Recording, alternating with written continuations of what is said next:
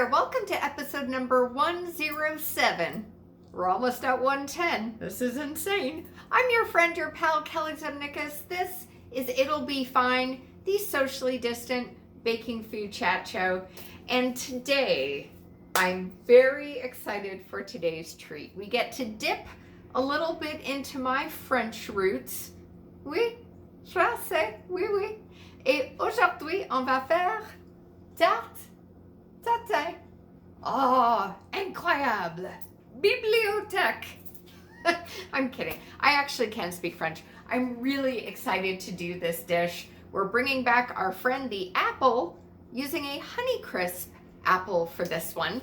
And I'm getting to do this fantastic dish today alongside a fellow comic, a fantastic human, accomplished producer, writer, cool cat. Alice Rose is here. I am so glad to bake alongside Alice. Alice I actually know from the before times. Alice is a fellow Toronto comic.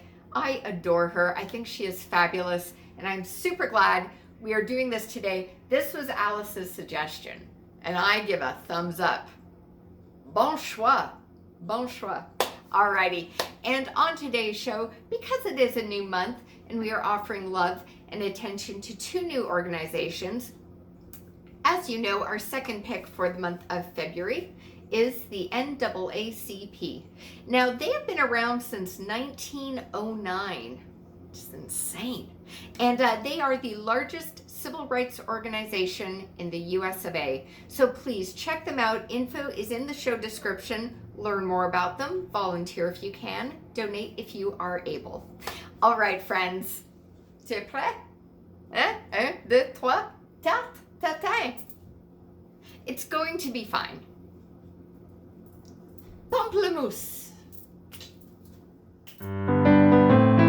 It'll be fine. It'll be fine. It'll be fine. It'll be fine. All right, for today's bake, you are going to need some Honeycrisp apples for this one. It is what Alice has suggested as the best one to use, so I'm going to take her advice. You are going to need a vanilla bean pod, or if you're like me, extract. It's the pandemic. I can't get a bean pod right now. You're going to need some sea salt. I'm going to use kosher. It's my show, guys. You know this by now. It does say sugar. We're about to ask Alice if it's best to use granulated or brown sugar because I don't know. This recipe calls for butter. I went with unsalted, as I do. What else do you need? You're going to need some all-purpose flour. You know, some good hope and good cheer. That's about it. It doesn't going to take much. It's the great thing about French baking. It's simple, but it's good.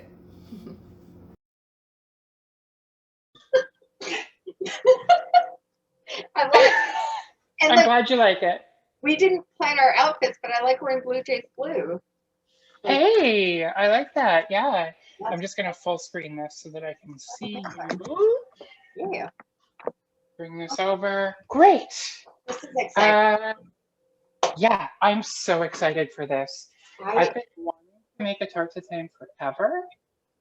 I think I got my first recipe for it back. I mean, I still have pen pals, but long ago when I started having pen pals, I had one from France. Her name is Caffeine. And she sent me a recipe for one that it's somewhere in my closet, but I never made it. So cheers to Tarte Tatin. Oh, we could have made that recipe. That would have been so cute. I don't know where it is. When it's baking, because we have a few beets in this where it goes for 20, I'll try to rummage through my closet, see if I can find it. But yeah, I'd love to see that, like a very authentic recipe. Yeah. To show it. So now we've been almost like a year in this fun thing called pandemic. Have you been baking and cooking way more than usual, or what's going on with you? I wouldn't say way more than usual. I think maybe a little more ambitious than usual. I'm doing things that require a lot more time, so making fresh milk-based products, so like creme fraiches and sour creams and things like that. Things that I can like watch over time. I had a sourdough starter. Didn't everybody though? Like, but my sourdough starter is like 6 or 7 years old. So years and years ago, I harvested wild blueberries and I made a mash and I cultivated the yeast out of the blueberries and then made the starter and I've had it going forever. But I killed it during quarantine, so. Holy mackerel! So that's gone. So I would typically make a traditional like flaky all butter pie crust, which is, it's super simple, equal parts flour and butter by volume. So you mix that in, add a little bit of ice water if it's too rough and shaggy. But reading up on this, because of the pie crust and because the way it's going to be supporting the pie, the tart, you want it to be a little more rugged. So this one uses an egg yolk as a binding agent and then lemon juice to stop the glutenization process. So it becomes a bit of a firmer, harder dough. So I'm hoping this one goes well. I haven't made this recipe before, so. Well, I'm sure. As I like to remind everyone who comes on the show, the name of the show is It'll Be Fine. It'll be fine. It'll be fine. Whatever. That's why I love this recipe, and that's why I steer towards choosing this recipe and this classic French dessert, is because French cuisine is all about being like decadent and very technical and all of these things. This is a traditional classic French pastry that was invented by mistake. It was an overworked chef at a hotel in southern France, and she was creating her apple pie filling, and she was softening them in a cast iron pan, and she got called away, and they overcooked and they started to caramelize. So she said, "Oh shit!" and she just took her pie crust, put it over top, folded it in, threw it in the oven, and said, "It'll be fine." So even though this recipe, it does have a few technical elements to it that can kind of make or break it. It's meant to be rustic. It's meant to be just fuck around with it, flip it up, do what you need to do with it. It'll be fine. Yeah. Like no matter what mistakes you make, it'll still be fun and it'll come out looking and tasting like a delicious, rustic, very unique apple pie. A Tarte Tatin. Yeah. Oh, this can be good. And you know, I love those happy little accidents that have come along the way and create a dish like that. Like that's the best thing. For our tarte tatin, we're going to be making a pretty straightforward pastry dough. So we're going to start with chilled unsalted butter. We're going to cut that up. It always takes me a long time to get these little papery things out because I have to do it perfectly, you know, and the kind it takes forever to unwrap a Christmas gift. So we're going to measure that out. We're looking for 125 grams of your unsalted butter. So I'm just putting this all on a scale. Going to take a little bit out. Let's get a good 125 grams. Now we're going to put the rest away. Use it for butter. Butter my toast a little later. So give me just a second to put the rest of this butter away. Here we go. Well, my dog watches eagerly for crumbs and stuff that falls off the counter. Next, we get all our ingredients together. 125 grams of flour, your salt, your sugar, egg yolk, the chilled butter. Make sure to keep that butter chilled as much as possible. And then we have our lemon juice. So we're going to start by mixing all of the dry ingredients. There's the sugar, there's the salt, and we're going to whisk that with a fork. No, we're going to whisk it with a whisk. That's why they call it a whisk. Just incorporate all those ingredients together. Make sure there are no lumps. I'm not about that sifting life, so I just like to whisk it. Now we're adding our unsalted butter. butter, putting it in there, getting every little bit out. There I go saying you can use a pastry cutter or you can use a potato masher, but I prefer to get my hands a little bit dirty. This technique that I like to use with my pastry crust is to take each of those little cubes of butter and I just smush it in between my thumbs and my forefingers. And that's going to make little flaky bits like that. So they're going to be thin, flat flakes that are gonna incorporate really, really nicely and make a layered pastry without too much effort. So it's like ghetto laminating here. So I'm gonna show that it just kind of sits on top of each other like sedimentary rock. We're just incorporating this all together. Each little bit of flour or each little bit of butter goes into the flour and you're just working it. Squeezing between your thumb and forefingers, getting little flakes and working it out until all of the big chunks of butter are flaked out. And it starts to look kind of like a cornmeal. It shouldn't be coming together at this point yet. It's going to be a rough, shaggy looking dough. Again, sort of the consistency of pea meal or cornmeal with little bits of butter all throughout the flour. Mixing it up. And of course, once your dough is ready and all worked in, you don't want to overmix at this point. So as long as it's well incorporated, after this point, you're going to add your butter and your lemon juice and your egg yolk. And if you have a dog, you might kind of want a little bit of that. You want a piece. Here we go. So as you're incorporating, just fold the dough onto itself until all of that egg yolk and lemon juice is worked in.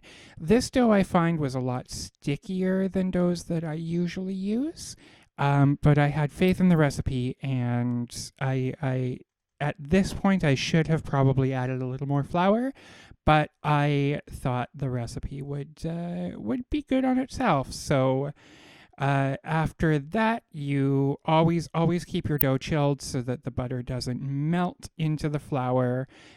Just get a little plastic wrap, shape the dough, toss it in, and wash your hands if they're egg yolky.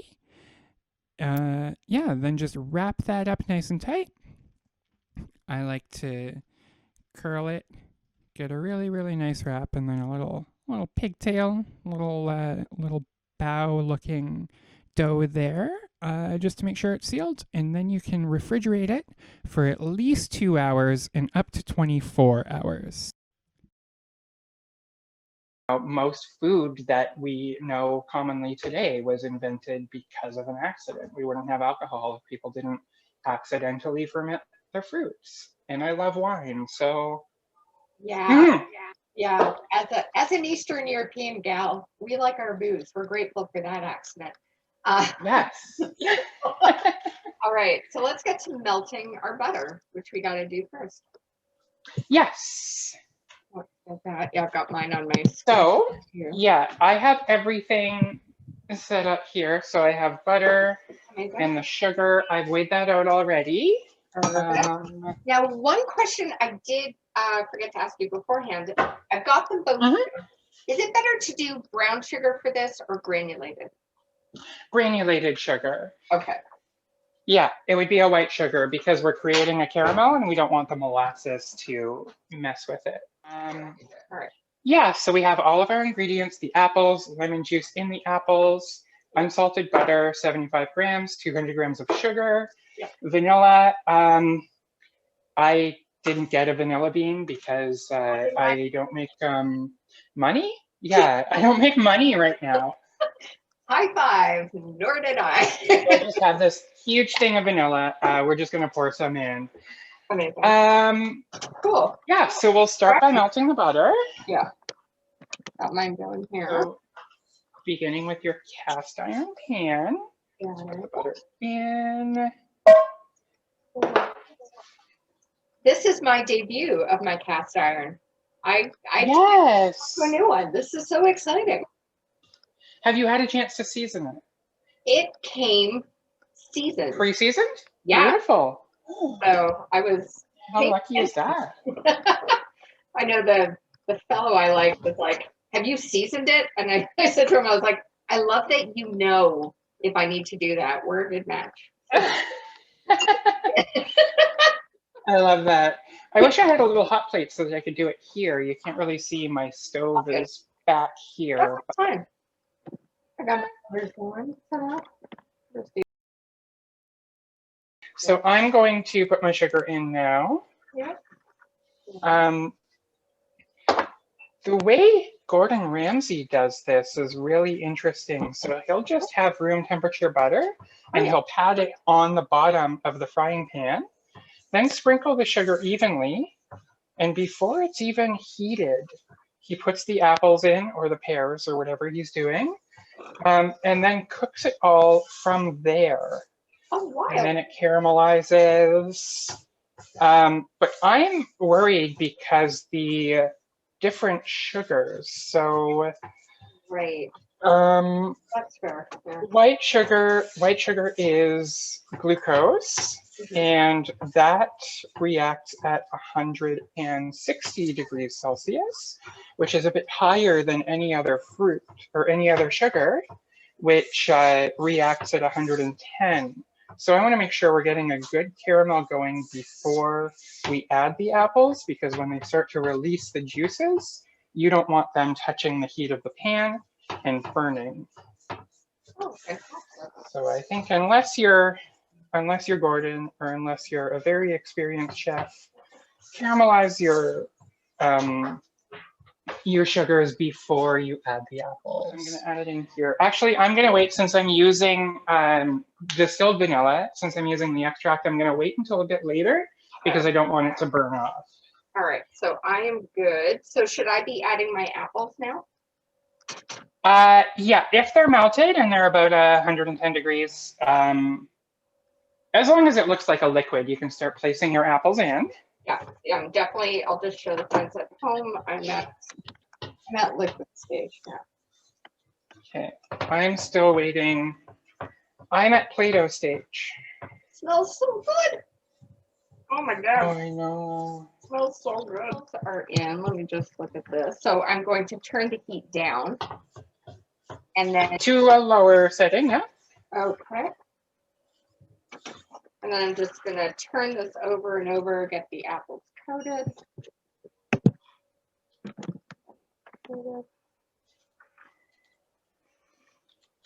Oh man, I just need a spoon. We can just stop now. Great. Come on. It smells so good.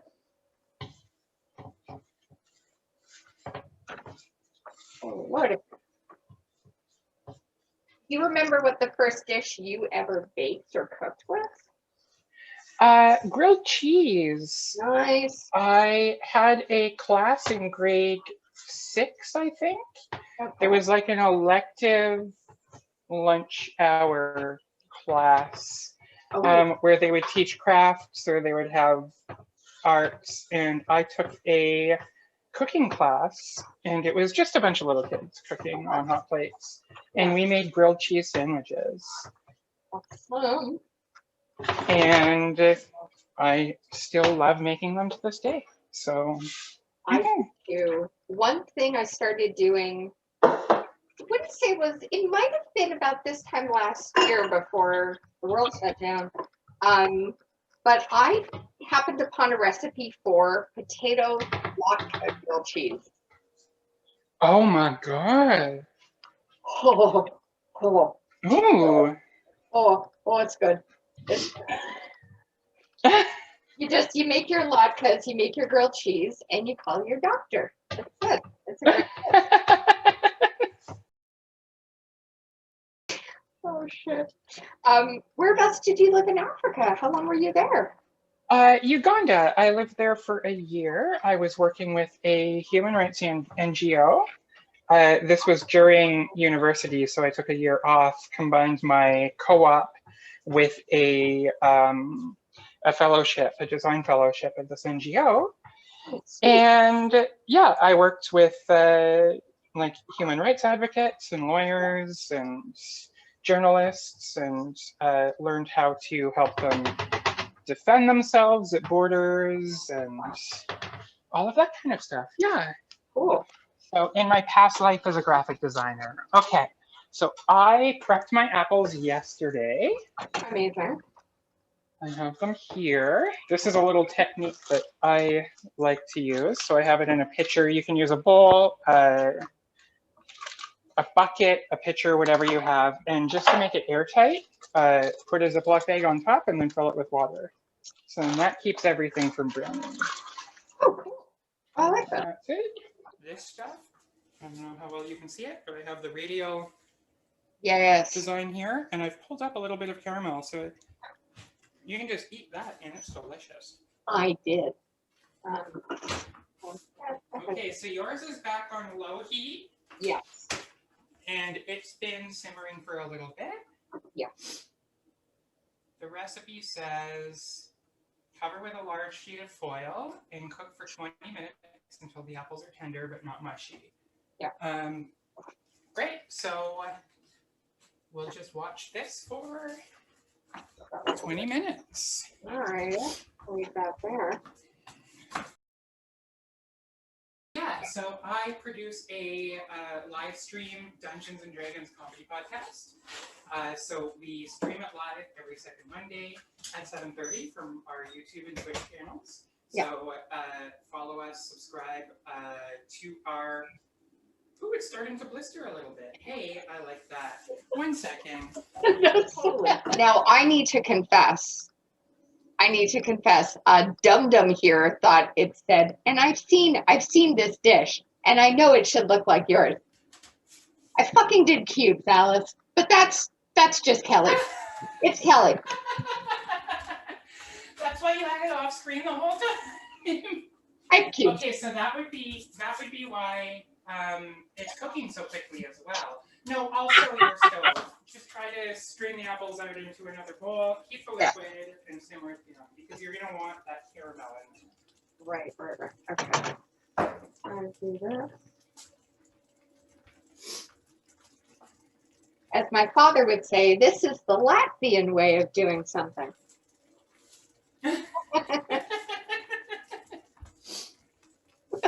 That's my dad's excuse for everything. Oh, you did that wrong, Dad. Well, I'm Latvian. Okay. It's the Latvian one.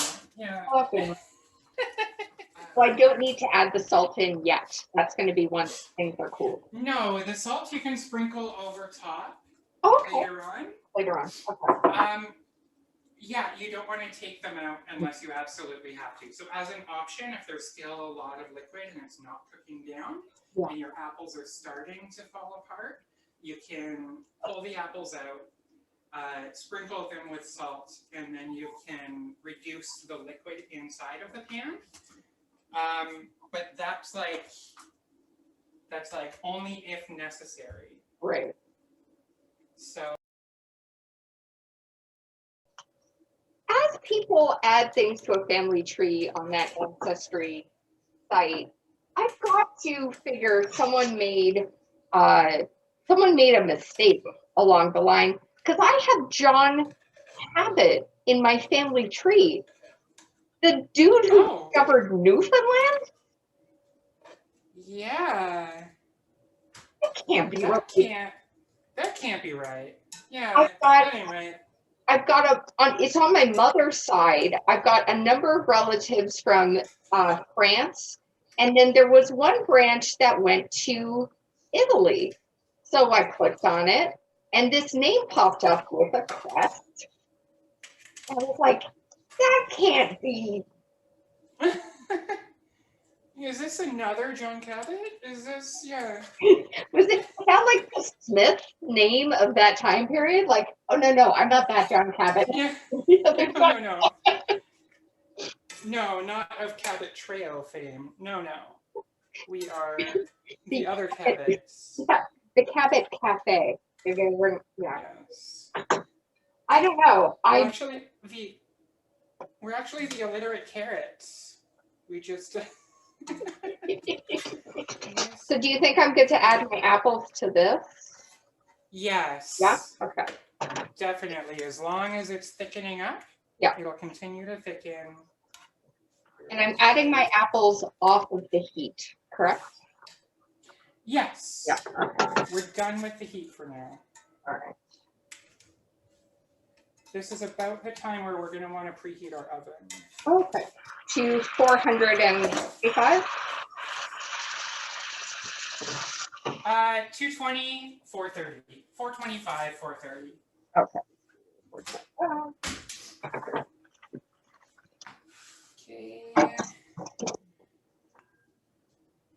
Put these back in place. So now they're hot and the sauce is thicker, so good luck with that. I feel like when that day comes where we're like allowed to have dinner parties and gatherings in the home, I feel like everyone's just gonna run through the streets naked. Like it's just gonna.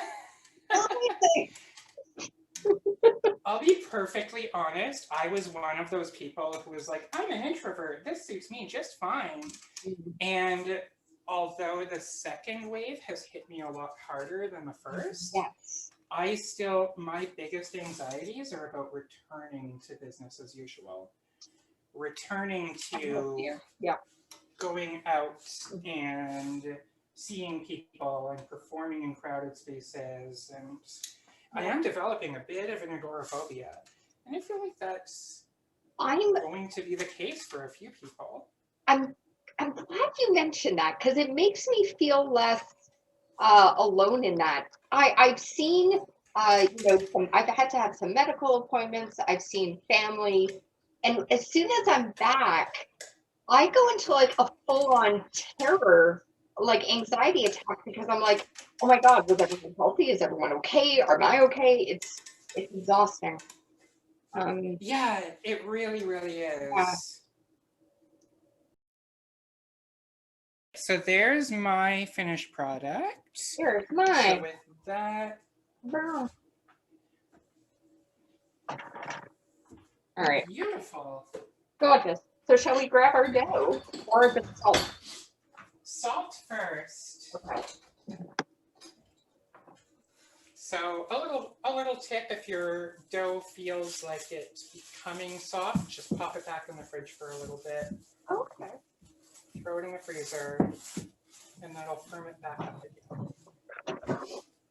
So my pastry dough, when I was making it yesterday, I had to double check the recipe a couple of times because it just felt wet. It felt like a very wet dough. Yeah. How about yours? Did yours seem? I would agree on the wet comment. Yeah. Yeah. Yeah. So just lots of flour, I guess. I feel like I'm giving CPR. Slowly and gently as possible. And then I like to shape the outer edges back in. This is going to be a bit thicker than a traditional pie crust because you want it to hold up. Right. And I'm sorry for skipping ahead, but I'm going to have to do this. No sweat. I think I'm going to do what you're doing because mine's starting to warm up. So. Okay.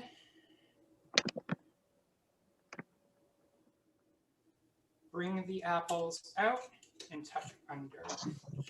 So apples out, tuck under. Stuff it down and hope for the best. Just like I did with my gender and my queerness for 30 years. Just tuck it under there and hope for the best. The last most important parts, puncture 1, 2, 3 little holes so that it'll ventilate.